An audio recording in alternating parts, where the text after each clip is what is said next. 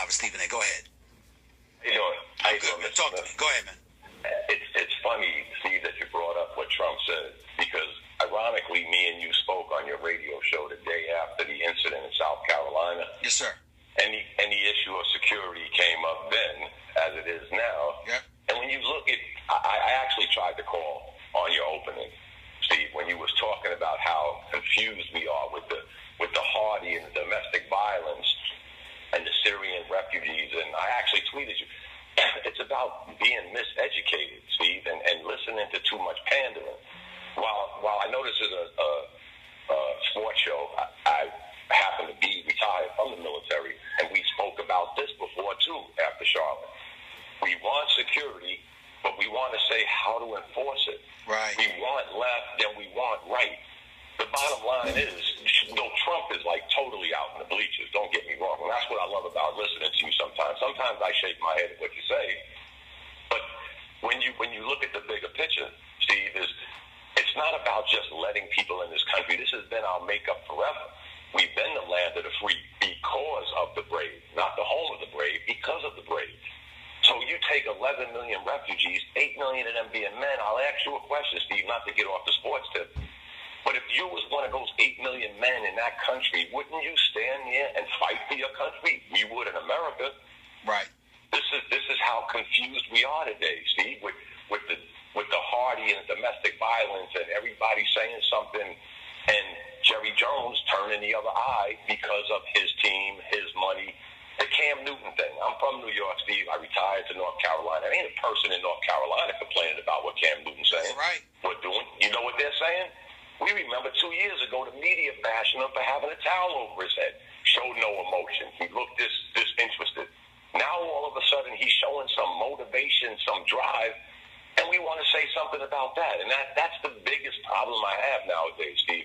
Again, being a retiree and listening to a lot of this nonsense is you can't have left and you can't have right at the same time. There's got to be a medium. You know, there has to be. Again, Steve, we complained about the incidences in Ferguson where the people said the police looked too militarized. But what's going to happen if this infiltrates its way to our country? You're not going to tell the military they look too militarized. And by the way, you need them because you know what? Sports is a very, very big component in this country. You think about this. Right. Let's put this in perspective, y'all. And I'm going to say this because somebody needs to say this. My heart goes out to all of those lives, all of the family and loved ones of those lives lost in Paris, France, this past Friday. We're talking about 150 people, about 129, 130 people, an additional 300 and change were hurt. Am I correct in saying that, Dominique? Yes, sir. Right? At a stadium, a football stadium, there's 60, 70,000 people packed in there at one time. At a basketball arena, there's 20,000 people. Ladies and gentlemen, 9/11, over 3,000 lives were lost. You talk about, and the reason I bring it up from a sports perspective, remember, Dominique, I'm hosting Sports Center Friday, this past Friday. And an hour before the show, when I'm thinking I'm about to talk about a slew of NBA games and some NFL action, we get word that the bombings took place at the stadium in France. Halting the soccer match, and how a friendly between Germany and I forgot who else was ultimately postponed a few days later because of a threat. And then the video came out with folks talking about how they're going to attack America next, and they're going to get to Washington D.C.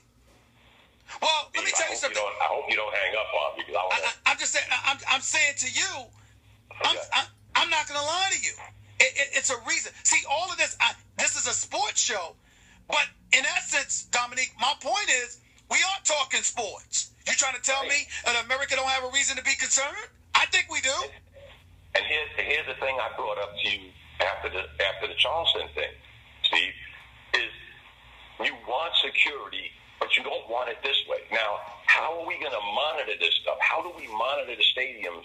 How do we do this when everybody's complaining about, the eye in the sky, and if you're not doing nothing wrong, you should want that eye in the sky. Because God forbid it should be the Meadowlands, Bank of America Stadium.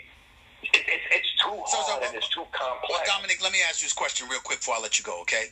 What are you suggesting? What are you trying to say? Because that's obviously a rhetorical question when you ask, what are we going to do? When you want security, but you don't want this, you don't want... What are you... Exactly what are you saying to my listeners as a former military officer, sir?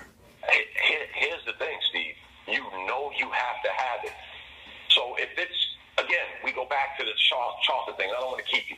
If you're worried about somebody tapping your phone and you ain't doing nothing wrong, then suck it up because it's for the bigger cause. I agree. We chased these bad guys, Steve, for 15 years after 9/11. We don't want to chase them in Harlem. We don't want to chase them in Chicago. Right. Because that's what people don't understand. The complexity will change. Well, I agree with you there. I agree with you there. I agree with you. You'd rather have somebody on their soil than our soil. Dominic, so we need that monitor system. My last statement before I let you go is simply this. The one thing I know without question that America does not want is warfare on American soil. We're built for a lot of things. We ain't built for that. No, sir. We ain't built for that. Thank you, bro. Appreciate the education, man, as always. Thank you so much. Dominic, North Carolina. Appreciate it, man. Thank you. 888 Mad Dog 69.